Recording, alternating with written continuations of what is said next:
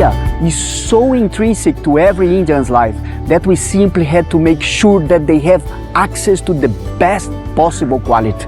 So when Dr. Aneja reached out on behalf of Gyan Dairy, we were really excited to get involved in this fantastic opportunity of setting up the world's largest Khoya manufacturing plant for them. And that too, with equipment made right here in India at our plant near Pune.